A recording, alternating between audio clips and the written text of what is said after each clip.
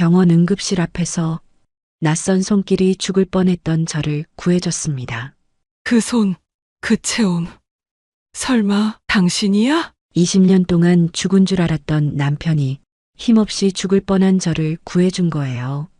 그가 사라졌던 진짜 이유, 그동안 숨겨졌던 20년의 진실을 여러분께 들려드릴게요. 구독 버튼을 눌러주시면 매주 감동적인 실제 사연을 들려드립니다. 오늘의 사연 시작합니다. 2017년 늦가을이었어요.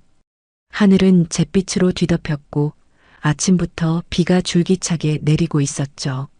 경기도 외곽에 있는 오래된 종합병원 앞 윤정혜 씨가 홀로 서 있었어요. 코트는 비에 젖어 축 늘어졌고 머리카락은 이마에 착 달라붙어 있었어요. 손끝은 얼음장처럼 차가웠고 몸속 깊은 곳에서는 서늘한 한기가 서서히 퍼지고 있었죠. 그래도 정희 씨는 꾹 참고 서 있었어요. 검진을 마치고 나온 참이었거든요. 의사는 별다른 문제 없다고 했지만 몸이 보내는 신호는 무시할 수 없었어요. 조금만 더 참으면 돼. 금방 지나갈 거야. 그런데 숨이 턱 막혀왔어요. 가슴이 조여오고 다리가 후들거리기 시작했어요. 그때였어요. 머릿속에 번개처럼 스치는 장면 하나. 20년 전 IMF로 온 나라가 뒤흔들렸던 그때 정희 씨는 마지막으로 남편을 보았었죠. 여보, 같이 버티자고 했잖아. 우리 끝까지 해보자고 했잖아. 하지만 남편은 뒤도 돌아보지 않았어요. 비에 젖은 골목길 저 끝으로 초라한 뒷모습만 남긴 채 사라졌었죠. 그 기억이 스치자 몸이 휘청거렸어요. 쿵, 정희 씨는 비에 젖은 차가운 시멘트 바닥 위로 고꾸라지고 말았어요. 가방이 터져나가듯 열리면서 안에 있던 물건들이 흩어졌어요. 약봉지, 손수건, 그리고 낡은 흑백 사진 한 장이 빗속에 나뒹굴었죠. 사진 속에는 한때 세상을 다 가진 듯 웃고 있던 두 사람이 있었어요. 바로 젊은 시절의 정희 씨와 남편이었어요. 비는 그 사진 위로 사정없이 떨어졌고 흐릿한 미소마저 서서히 번지고 있었어요. 사람들은 멀리서 힐끔거리기만 했어요. 바쁜 걸음은 멈추지 않았고 아무도 다가오려 하지 않았어요. 그때였어요. 한 사람만이 빗속을 뚫고 다가오고 있었죠. 낡은 코트를 입은 노인이었어요. 몸은 축 늘어졌고 걸음걸이는 한쪽을 살짝 절뚝거렸어요. 그 노인은 조심조심 정희 씨 곁으로 다가와 무릎을 꿇었어요. 떨리는 손으로 정희 씨의 손을 살포시 잡았어요. 비 올 땐 너 손부터 먼저 잡아야지. 그 말이, 그 목소리가 정희 씨의 심장을 찌르듯 파고들었어요. 20년 동안 한 번도 잊지 못했던 낮고 따뜻한 그 목소리였어요.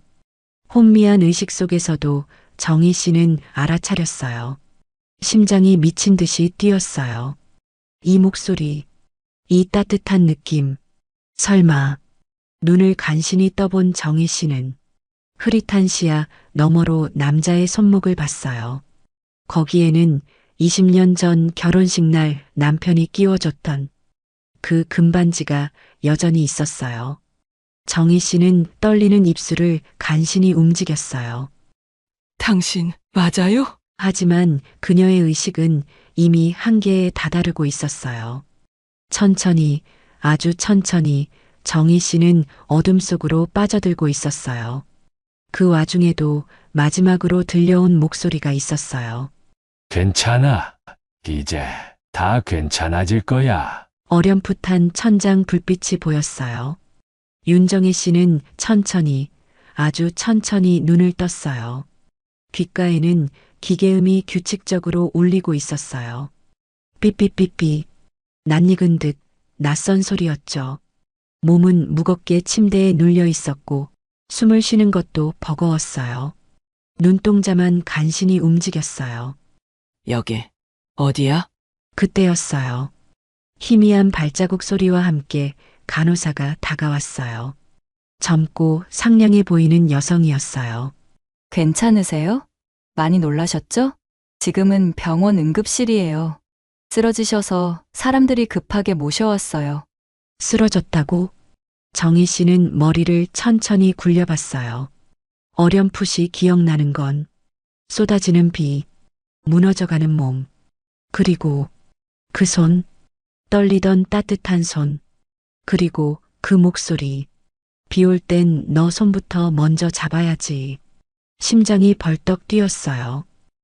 저기, 그 사람, 나 쓰러질 때 날 잡아준 사람, 그 사람, 어디 갔어요? 간호사는 살짝 고개를 갸웃했어요. 쓰러지셨을 때 근처에 계시던 분이요? 응급차 오기 전에 어디론가 가셨던데요. 워낙 정신이 없어서 저희도 얼굴을 제대로 못 봤어요. 정희 씨는 가슴이 쿵 내려앉는 느낌이었어요. 그 사람을 놓쳤다는 생각에 숨이 또 막히는 것 같았어요. 설마, 진짜, 당신이었단 말이야? 정희 씨는 힘겹게 몸을 일으키려고 했어요. 링거가 걸린 팔이 뻣뻣하게 아팠지만 포기할 수가 없었어요. 가슴 한쪽이 계속 외쳤어요. 찾아야 해. 놓치면 안 돼. 간호사가 당황한 얼굴로 정희 씨를 부드럽게 붙잡았어요.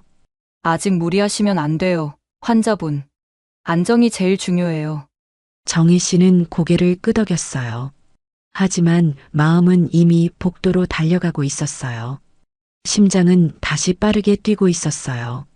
가슴 속에서는 조용히 그러나 끈질기게 불이 타오르고 있었어요. 20년 동안 사라졌던 사람. 단 한 번도 포기하지 않고 기다렸던 사람. 그가 이 비 내리는 병원 어딘가에 있다는 사실만으로 정희 씨는 다시 살아있는 것 같았어요. 창밖으로 비가 여전히 촘촘히 내리고 있었어요. 병원 복도에는 쓸쓸한 발자국 소리만이 메아리쳤죠. 윤정혜 씨는 숨을 가쁘게 몰아쉬면서 침대 난간을 힘껏 잡았어요. 다리에 힘이 제대로 들어가진 않았지만 그녀는 꼭 일어서야만 했어요. 팔에는 아직 링거가 꽂혀 있었고 머리는 어지러웠지만 마음은 점점 더 다급해지고 있었어요. 찾아야 해. 지금 아니면 영영 못 볼지도 몰라. 제발, 아직 병원에 있어줘요. 제발. 정희 씨는 조심조심 침대에서 내려왔어요. 발바닥에 느껴지는 차가운 타일 바닥이 현실감을 일깨워줬어요. 복도는 을씨년스러울 정도로 한산했어요. 형광등 불빛만이 길게 병원 바닥을 비추고 있었죠. 정희 씨는 링거 스탠드를 질질 끌며 복도를 따라 걷기 시작했어요. 한 걸음, 또 한 걸음. 비틀거리면서도 멈추지 않았어요. 문득 복도 끝쪽에서 누군가 움직이는 그림자가 보였어요. 그림자는 천천히 마치 어디론가 도망치듯 느릿하게 걸어가고 있었어요. 저기요! 정희 씨가 힘겹게 소리를 쳤지만 그 그림자는 고개를 돌리지 않았어요. 그저 어깨를 조금 움찔할 뿐이었죠. 정희 씨는 다급하게 걸음을 재촉했어요. 몸이 무너지려는 걸 온 힘으로 붙잡으면서요. 저 사람이야. 반드시 맞을 거야. 숨이 턱 막히고 심장은 터질 것처럼 뛰었어요. 그러나 정희 씨는 포기하지 않았어요. 복도를 가로지르는 그 순간 정희 씨는 미끄러지듯 중심을 잃었어요. 안 돼. 다시 바닥에 넘어질 뻔한 찰나 어디선가 따뜻한 손길이 그녀를 붙잡았어요. 그 손은 20년 전 그녀를 가장 따뜻하게 감싸주던 바로 그 손 같았어요. 정희 씨는 그 손을 잡은 채 숨을 몰아쉬며 고개를 들었어요. 앞에 서 있는 노인, 젖은 낡은 코트, 그리고 흐릿하게 보이는 반지. 숨을 삼킨 정희 씨는 목이 타들어가듯 물었어요. 당신, 맞죠? 당신이죠? 노인은 아무 말 없이 그저 조심스럽게 고개를 끄덕였어요. 그 순간 정희 씨의 눈가에는 뜨거운 눈물이 왈칵 쏟아졌어요. 20년 동안 얼어붙었던 심장이 서서히 녹아내리고 있었어요. 윤정혜 씨는 겨우겨우 숨을 고르면서 노인의 얼굴을 바라봤어요. 비에 젖은 얼굴, 굵은 주름. 하지만 그 안에 숨어 있는 눈빛만은 분명했어요. 그건 20년 전 떠나갔던 바로 그 남자, 남편 이준호 씨의 눈빛이었어요. 정희 씨는 터져나오는 눈물을 간신히 삼켰어요. 목구멍은 꽉 막힌 것 같고 가슴은 미어져 왔어요. 왜요? 지금까지 왜 아무 말도 없이 사라졌어요? 노인은 고개를 푹 숙였어요. 손끝이 덜덜 떨리고 있었어요. 한참을 그렇게 서 있다가 준호 씨가 힘겹게 입을 열었어요. 그때 나 정말 죽으려고 했었어요. 정희 씨는 숨을 멈춘 채 그의 말을 들었어요. IMF 터지고 회사 망하고 빚쟁이들이 집까지 들이닥치고 당신이랑 애들까지 위험해질까봐 도망쳤어요. 그때 그냥 무너진 게 아니었어요. 빚쟁이들만 쫓아온 게 아니라 위험한 사람들도 따라붙었었어요. 당신들이 다칠까봐 내가 떠나는 수밖에 없었어요. 준호 씨의 목소리는 숨죽인 빗소리처럼 떨리고 있었어요. 그래서 신분을 숨기고 살아야 했어요. 병원 청소부로 일하면서 그렇게 숨어 지냈어요. 그의 말은 비에 젖은 복도에 쓸쓸히 퍼져나갔어요. 혹시라도 당신이나 아이들 볼까봐 늘 병원 복도를 기웃거리면서 살았어요. 보이고 싶었어요. 달려가서 안기고 싶었어요. 하지만 당신한테 짐이 되기 싫었어요. 그래서 나 혼자 없어지기로 했어요. 정희 씨는 두 손으로 입을 틀어막았어요.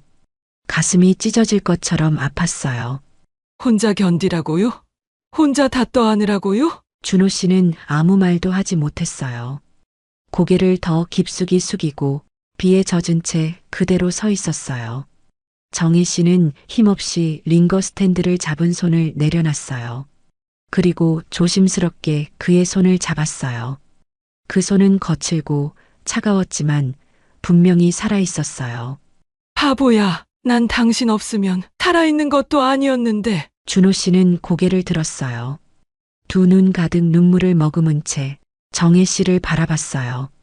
미안해요. 정말 미안했어요. 두 사람은 빗물에 젖은 복도 한가운데서 서로의 손을 꼭 잡고 있었어요. 20년이라는 세월, 그 긴 시간 동안 얼어붙었던 마음이 조금씩 녹아내리고 있었어요. 윤정희 씨는 손등으로 눈물을 닦아냈어요. 그랬지만 눈물은 멈출 생각을 안 했어요. 준호 씨도 조용히 그러나 깊게 숨을 몰아쉬고 있었어요. 20년 만에 다시 잡은 이 손이 꿈처럼 느껴졌던 거예요. 그래서 그동안 어디서 어떻게 지냈어요? 준호 씨는 고개를 돌려 창밖을 바라봤어요. 비는 여전히 쉬지 않고 내리고 있었어요. 처음엔 노숙도 했어요. 공원 벤치, 지하철이야. 어디든 몸 하나 닐 수 있으면 그걸로 됐었죠. 그의 목소리에는 부끄러움도 후회도 가득 섞여 있었어요. 진짜 길바닥에서 전전긍긍하다. 그러다 겨우 병원 청소부 자리를 얻었죠. 가끔은 병실 앞을 서성였어요. 혹시라도 당신이나 애들이 오는 걸 볼까봐 그렇게 하루하루 때우면서 버텼어요. 정희 씨는 눈을 질끈 감았어요. 상상조차 하기 싫었던 세월이었어요.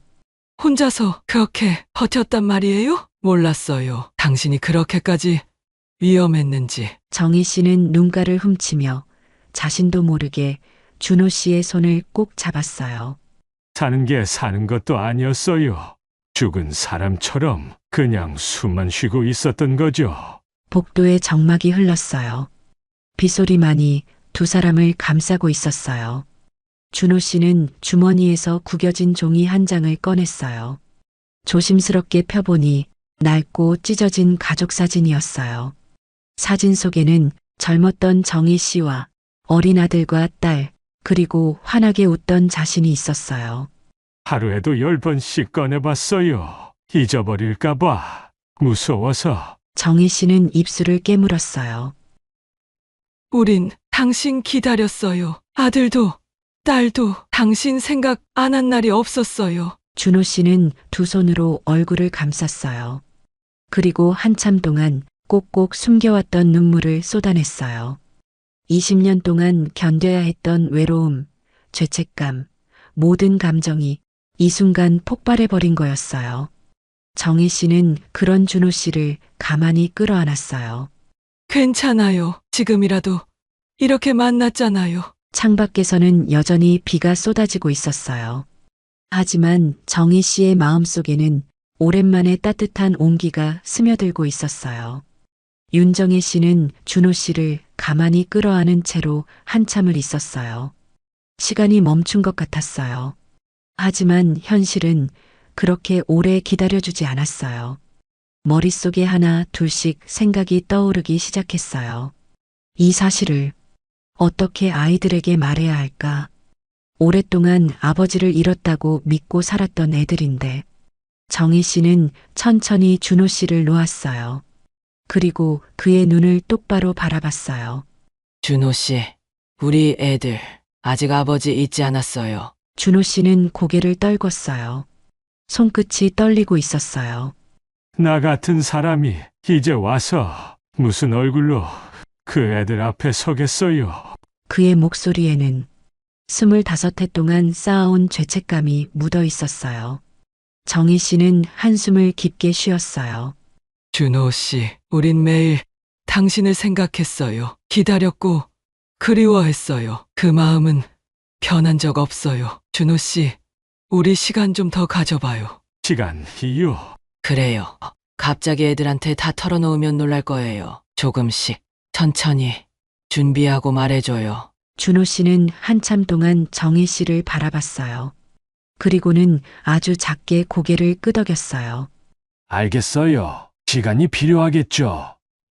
나도 마음의 준비가 아직 안 됐으니까. 두 사람 사이에는 말로 다하지 못한 수많은 감정이 오가고 있었어요. 정희 씨는 속으로 생각했어요. 늦었지만 그래도 우리 다시 시작할 수 있어. 창밖으로 떨어지는 빗방울 소리가 어디선가 조용히 울고 웃는 것처럼 들렸어요. 병원 응급실 앞 작은 정원. 비는 여전히 부슬부슬 내리고 있었어요. 우산 하나 없이 두 사람은 천천히 그 길을 걸었어요. 윤정혜 씨는 준호 씨와 나란히 걷는 게 아직도 꿈만 같았어요. 손등에 떨어지는 빗방울도 차가운 공기도 모두 다 현실이라는 걸 알려주고 있었죠. 기억나요? 여기 병원. 애들 태어날 때도 왔던 곳이에요. 그랬었지. 그때 나 엄청 허둥대고 그랬었잖아. 정희 씨는 작게 웃었어요. 그 시절의 기억이 새록새록 떠올랐어요. 그땐 수술실 앞에서 신발 벗고 뛰어다녔었어요. 간호사들한테 혼나고. 맞아. 정신이 하나도 없었거든. 비가 내리는 소리 사이로 두 사람의 웃음이 퍼졌어요. 짧지만 따뜻한 순간이었어요. 그러다 문득 정희 씨의 표정이 조금 어두워졌어요. 그동안 힘들었겠죠? 힘들었지. 사람 구실 못하고 살았으니까. 준호 씨는 빗속을 바라보며 말을 이어갔어요. 하루하루 버티는 게 전부였어요. 당신 생각, 애들 생각. 그게 아니었으면 진작에. 준호 씨는 말을 잇지 못했어요. 목이 메인 거였어요. 정희 씨는 조용히 그의 손을 잡았어요. 당신 살아있어줘서 정말 고마워요. 준호 씨는 그 말에 고개를 돌렸어요. 그의 눈가에도 어느새 눈물이 고여 있었어요. 둘은 아무 말 없이 빗속을 천천히 걸었어요. 시간이 멈춘 듯 했어요. 가끔은 당신 닮은 사람 지나가면 괜히 뒤돌아보고 그랬어요. 진짜 바보 같았겠네요. 그래도 그게 그렇게라도 살아있다는 느낌이었어요. 마치 잃어버린 세월을 조금이라도 되돌리는 것처럼 작은 병원 정원의 길을 어깨를 맞대고 조심스럽게 한 걸음 걸었어요. 윤정혜 씨와 준호 씨는 병원 정원 구석 벤치에 앉았어요. 빗줄기는 한층 부드러워졌지만 그들의 가슴 속에는 여전히 무거운 먹구름이 드리워져 있었어요. 한참 동안 아무 말 없이 앉아 있었어요. 비 내리는 소리만이 귓가를 간지렸어요. 그리고 정희 씨가 조심스럽게 입을 열었어요. 그날 당신이 떠나고 나서 우리 집 정말 엉망이었어요. 준호 씨는 고개를 숙였어요. 이미 알고 있었지만 정희 씨의 입으로 듣는 건 또 다른 고통이었어요. 빚쟁이들이 들이닥쳐서 아이들 앞에서 큰 소리로 소리 지르고 가진 거 다 뺏기고 이웃들 시선도 견디기 힘들었어요. 정희 씨는 손끝을 부여잡았어요. 그날들의 상처는 시간이 아무리 흘러도 선명하게 남아 있었어요. 그래도 당신이 돌아오기만을 기다렸어요. 준호 씨는 눈을 감았어요. 두 주먹을 꽉 쥔 채 떨리는 입술을 달래려 했어요. 나도 미친 듯이 돌아가고 싶었어요. 그런데 당신들 앞에 설 자신이 없었어요. 그의 목소리는 비에 젖은 땅처럼 축축하게 꺼져 있었어요. 당신들이 날 보면서 실망할까봐 정말 두려웠어요. 정희 씨는 준호 씨의 손등 위에 손을 포개었어요. 아주 천천히 따뜻하게. 당신이 없어서 우리가 얼마나 힘들었는지 알아요? 잘 알아요. 그러니까 이제라도 이렇게 돌아왔으면 됐어요. 다시 시작하면 돼요. 시간은 많이 흘렀지만 그래도 우린 가족이잖아요. 준호 씨는 고개를 들었어요. 그의 눈 속에는 후회와 감사, 사랑이 한꺼번에 뒤섞여 있었어요. 고마워요. 이렇게 나 같은 사람을 다시 받아줘서. 정희 씨는 고개를 저었어요. 그리고 빙그레 웃었어요. 당신은 항상 내 사람이었어요. 비가 조금씩 그치기 시작했어요. 회색 구름 사이로 희미한 빛 한 줄기가 얼굴을 내밀었어요. 두 사람은 서로를 바라보며 아주 작은 미소를 나눴어요. 긴 세월을 돌아 다시 같은 자리에서 시작하는 그들만의 시간. 윤정혜 씨와 준호 씨는 빗속에서 서로를 바라봤어요. 오랜 시간 쌓인 감정들이 조심조심 터져나오고 있었어요. 하늘은 아직 잿빛이었지만 두 사람의 마음만큼은 조금씩 빛을 되찾고 있었어요. 이제부터 어떻게 할 건지 우리 같이 고민해봐요. 준호 씨는 고개를 끄덕였어요. 그 눈빛에는 더 이상 도망치려는 기색이 없었어요. 그래요. 이제 도망 안 칠 거예요. 무슨 일이 있어도 당신 곁에 있을 거예요. 정희 씨는 조용히 숨을 내쉬었어요.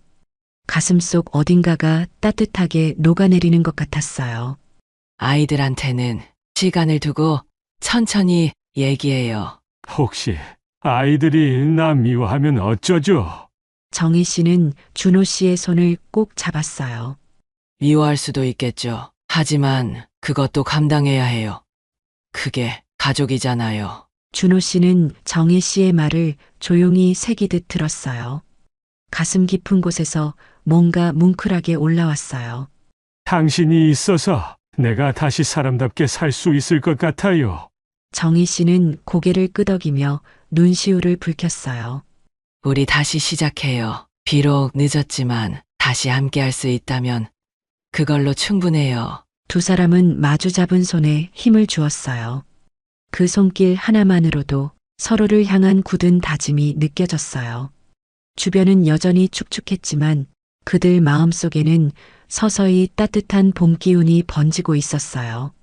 그리고 그 순간 회색 구름 사이로 아주 잠깐 희미한 햇살 한 줄기가 비쳐왔어요. 그 햇살 아래서 두 사람은 잃어버린 시간을 하나둘 되찾아가기 시작했어요.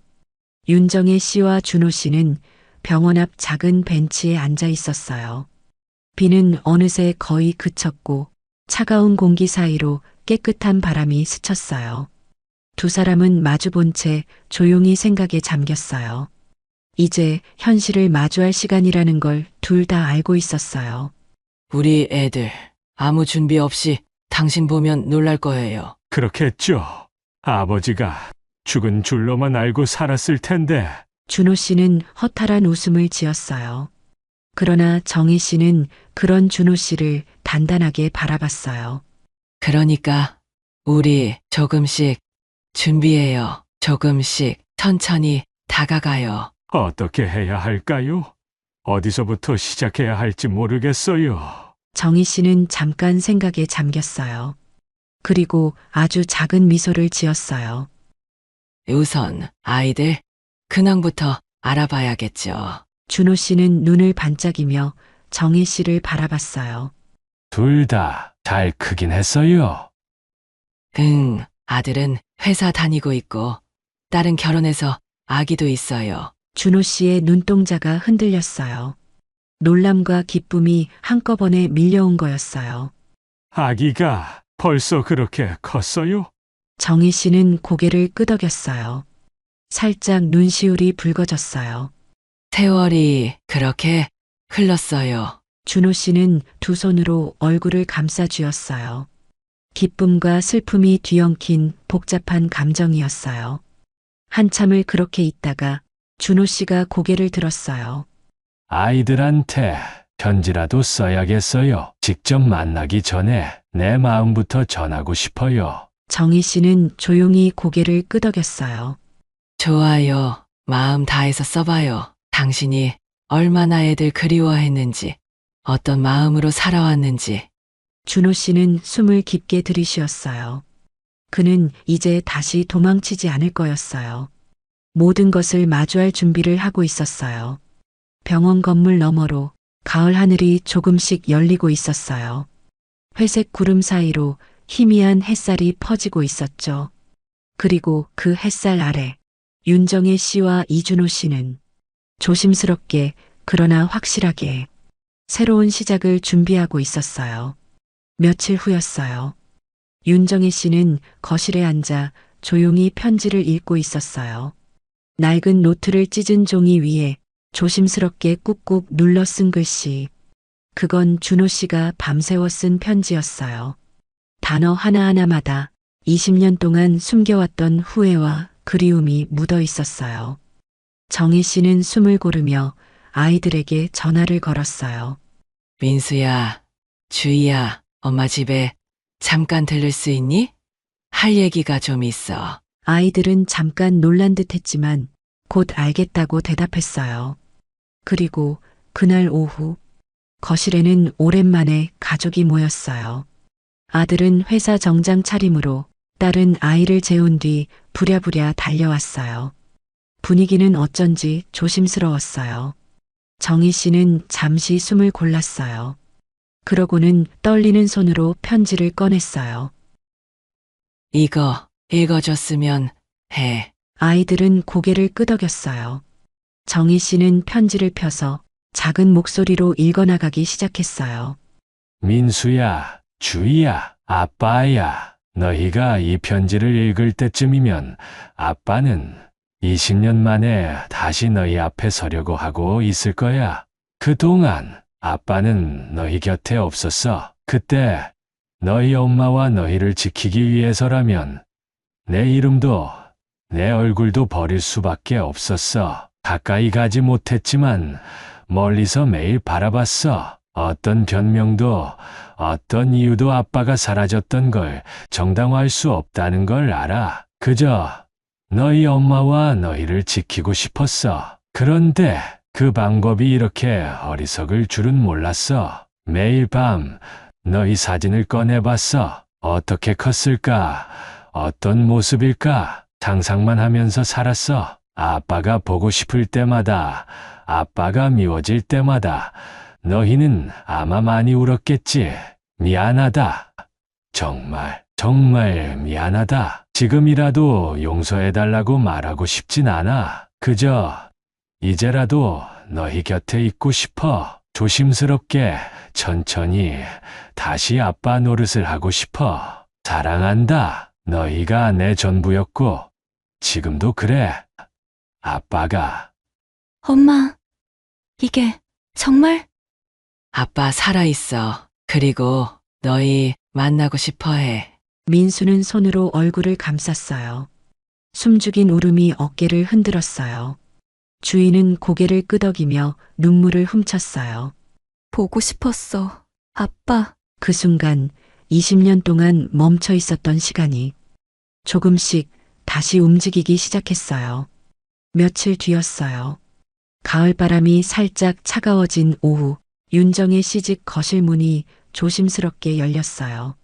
그 문 너머에 20년 동안 가슴에 묻어두었던 남자가 서 있었어요. 흰머리가 늘고 등이 약간 굽었지만 눈빛만은 그대로였어요. 민수와 주인은 말없이 아버지를 바라봤어요. 준호 씨도 한 발자국, 한 발자국 조심스럽게 다가왔어요. 숨소리조차 크게 낼까봐 조심스러웠어요. 민수야, 주희야. 짧은 부름이었지만 그 안에 담긴 세월과 감정은 이루 말할 수 없었어요. 민수는 주먹을 꽉 쥐었어요. 숨이 턱 막힌 듯 가슴이 들썩였어요. 진짜 아빠 맞아요? 그래, 아빠야. 늦게 와서 정말 미안하다. 그 순간 민수가 달려갔어요. 준호 씨는 놀란 얼굴로 민수를 받아 안았어요. 성인이 된 아들이 어린애처럼 그의 품에 안겨 흐느끼기 시작했어요. 왜 이제 왔어요? 왜 그렇게 오래 걸렸어요? 준호 씨도 꾹 참았던 눈물을 터뜨렸어요. 미안하다. 정말 미안해. 아빠가 너무 못난 놈이라서. 주인은 옆에서 입술을 꾹 깨물고 있다가 결국 눈물을 뚝뚝 흘리며 다가왔어요. 아빠, 정말 살아 있었네요. 세 사람은 그렇게 서로를 껴안고 울고 다시 가족이 되어갔어요. 거실에는 아무런 음악도 말도 없었지만 세상에서 가장 따뜻한 소리가 울리고 있었어요. 사랑한다는 말도, 보고 싶었다는 말도, 미안했다는 말도 굳이 입으로 꺼내지 않아도 전해졌어요. 시간이 그렇게 멈춘 듯 흐르고 있었어요. 그날 이후 윤정의 시집은 다시 사람 냄새로 가득 차기 시작했어요. 식탁 위에는 따끈한 국물이 놓였고 거실에는 웃음소리와 이야기꽃이 피어났어요. 준호 씨는 아이들과 함께 앉아 조심스럽게 잃어버린 세월을 하나하나 메워가고 있었어요. 물론 어색하고 낯선 순간도 있었어요. 하지만 그 누구도 서두르지 않았어요. 가족은 시간을 들여 다시 만들어가는 거니까요. 어느 저녁이었어요. 정희 씨는 서랍 속에서 오래된 편지지 한 장을 꺼냈어요. 그리고 천천히 준호 씨에게 건넸어요. 이제 당신도 우리한테 답장할 차례야. 준호 씨는 편지지를 받아들었어요. 그리고 그 자리에서 펜을 들었어요. 어디서부터 써야 할지 몰라서 한참 동안 손끝만 떨고 있었어요. 그러다 아주 천천히 한 글자 한 글자 써내려가기 시작했어요. 사랑하는 내 가족에게 내가 많이 늦었지. 정말 미안해. 너희가 겪어야 했던 아픔, 혼자 버텨야 했던 세월, 이제야 알 것 같아. 앞으로 남은 내 시간, 너희를 위해 쓰고 싶어. 함께 밥 먹고, 함께 웃고, 함께 걸어가고 싶어. 비록 늦었지만 진심만은 누구보다 뜨거워. 내 남은 인생을 걸어서라도 너희 곁에 있을게. 사랑한다. 죽는 날까지 사랑할 거야. 아빠가. 편지를 다 쓰고 나서 준호 씨는 조용히 숨을 내쉬었어요.